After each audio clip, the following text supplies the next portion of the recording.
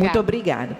Convido agora a senhora Vanessa Ferreira, que é pedagoga, especialista em psicopedagogia, membro do Fórum Municipal de Educação de Nilópolis.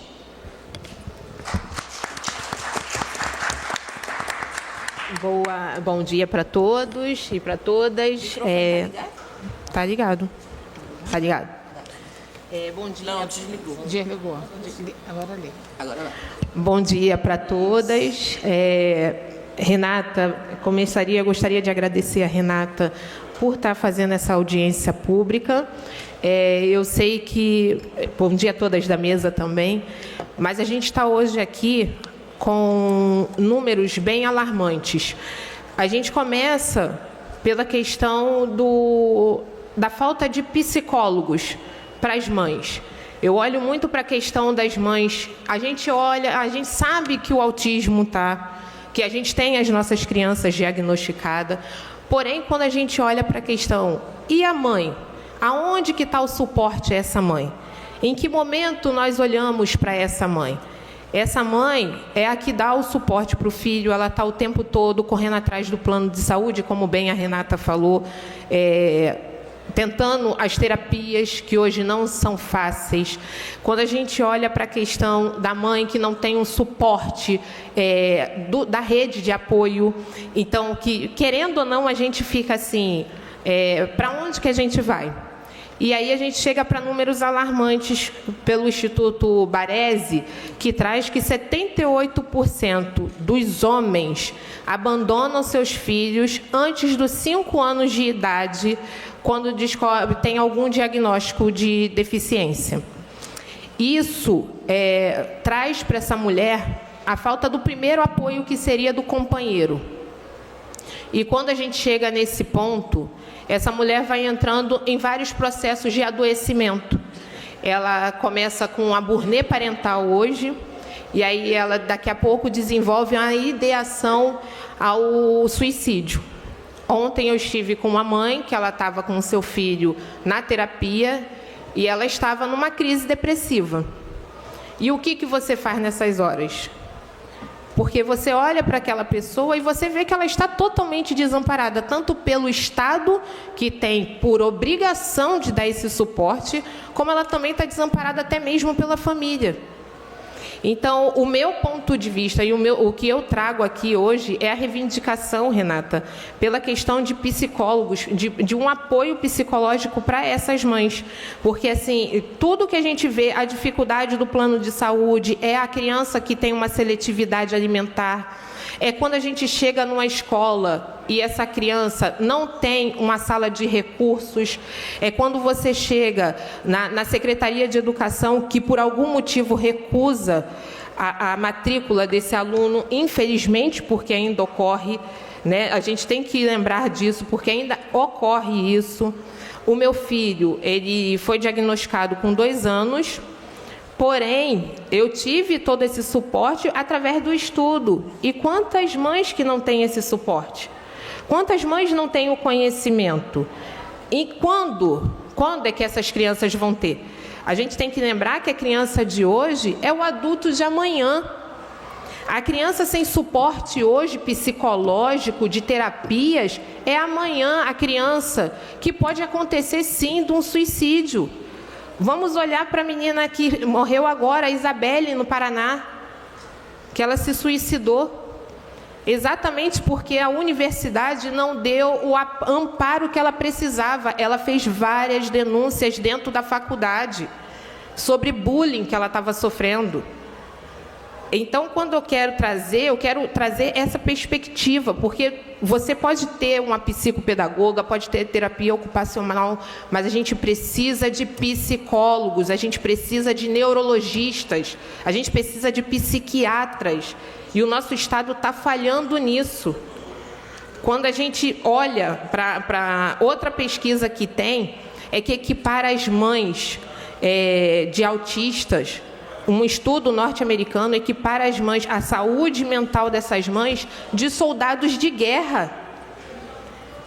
É uma luta constante, a gente dorme e acorda pensando no que vai ser o dia dessa criança, se é mais uma crise que vai se repetir, se é a escola que vai ligar pedindo para que você busque o seu filho porque ele está em crise e a escola não tem ninguém que dê suporte a essa criança. Até onde que a gente vai parar? Eu conheço uma mãe no meu município, em Nilópolis, que a criança só vai à escola 2 dias na semana e só fica 1 hora.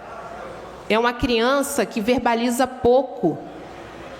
Está faltando apoio, está faltando iniciativa de fato do poder público, e eu acho que essa reunião hoje aqui, essa audiência, ela traz exatamente isso, da gente colocar aqui os pontos que necessitamos, esse apoio psiquiátrico.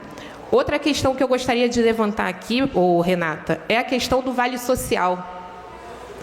O Vale Social, eles são colocados para a gente utilizar 60 créditos, que são uma modal por dia.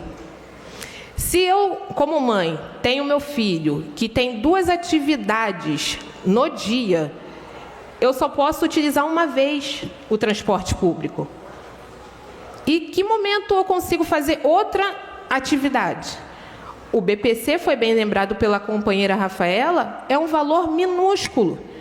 Aí essa mãe não trabalha, porque ela perde a dignidade do trabalho, porque ou ela dá a atenção que essa criança precisa e necessita, ou ela trabalha. Aí você não tem esse suporte, você ainda tem a falha do Vale Social, que quando a gente pega mães que fazem 3 usos de transporte no dia, ela também já não tem. Chega no final do mês, ela tem que tentar arrumar um jeitinho, o famoso jeitinho brasileiro, para poder conseguir fechar o mês levando a criança para terapia, levando a criança para as consultas. No meu caso, por exemplo, eu sou residente de Nilópolis, mas o meu plano de saúde tem jogado a gente para Meier, tem jogado a gente para Campo Grande, para Bangu. Como é que fica isso? Em que momento a criança estuda? Eu não tenho só o Nicolas, que é diagnosticado no autismo, eu tenho a Giovana, que tem déficit de atenção. A Giovana está sem suporte desde dezembro, porque o plano não está encaixando, não consegue terapia. A gente também tem que olhar para a questão do TDAH, que as pessoas estão menosprezando o TDAH. O TDAH, ele tem 5 vezes maior propensão a suicídio. O autismo é 3%, o TDAH são 5%. Essas crianças estão abandonadas. A minha filha, ela hoje tem a questão da escola que dá o suporte de fazer uma prova adaptada. Mas na rede pública não tem. Não tem. Nem acesso à sala de recursos. Exatamente, não tem sala de recursos para eles, porque não é dito como deficiência. O TDAH ele está sendo ignorado, invisibilizado. E a gente precisa falar sobre isso, a gente precisa trazer isso. Não é que, mas as mães estão querendo daqui a pouco colocar no BPC, não é isso. A gente quer o mínimo, a saúde básica dessas crianças, a saúde mental dessas crianças. E eu acho que eu encerro por aqui, porque eu vou... E tem um outro projeto que eu gostaria de trazer, que eu acho que a gente poderia utilizar. O governo do estado teve, no fim da pandemia, o projeto Mãe, que foi Mulheres Apoiando a Educação, e que, se a gente dá uma olhada nele e conseguir refazer esse projeto, Renata, é de pegar esse projeto e colocar para as mães atípicas, de inserir elas dentro das escolas para dar o suporte para os seus filhos. Eu acho bacana essa ideia porque faz com que essa mulher... esse projeto ele tinha uma verba, ele tinha como se fosse uma bolsa para essa mãe. E essa bolsa, querendo ou não, faz o auxílio que essa mãe precisa financeiro. É pouco, mas auxilia em alguma coisa. Então, a mãe atípica, dentro da escola do seu próprio filho, ela vai estar dando ali o suporte necessário para o uso de um banheiro, para uma questão de uma alimentação, porque ela sabe o que o seu filho come e o que o seu filho não come. Se não for pelo filho, porque tem a questão de que o filho pode ser que desregule por ser a mãe, que faça a troca. Seja uma mãe cuidando de um filho, da outra, e a outra cuidando do próprio. Eu acho que a gente tem que pensar em políticas públicas exatamente nisso.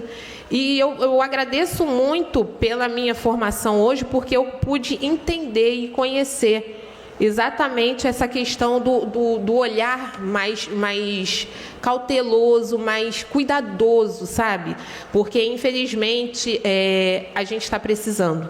E está faltando muito desse apoio ainda, tá?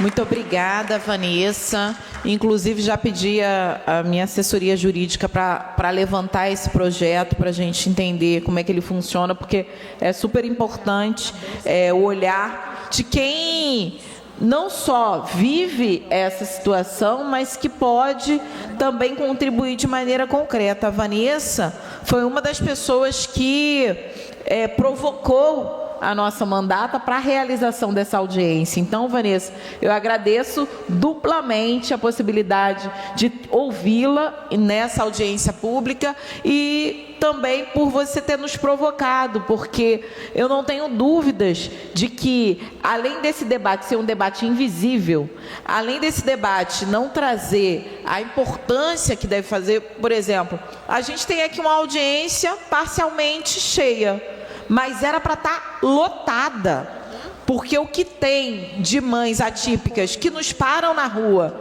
para dizer, olha, eu não estou me sentindo assistida pelos projetos de lei que apresentam na Assembleia Legislativa, eu não estou sendo assistida pela Secretaria de Educação, não estou sendo assistida adequadamente pelo Sistema Único de Saúde.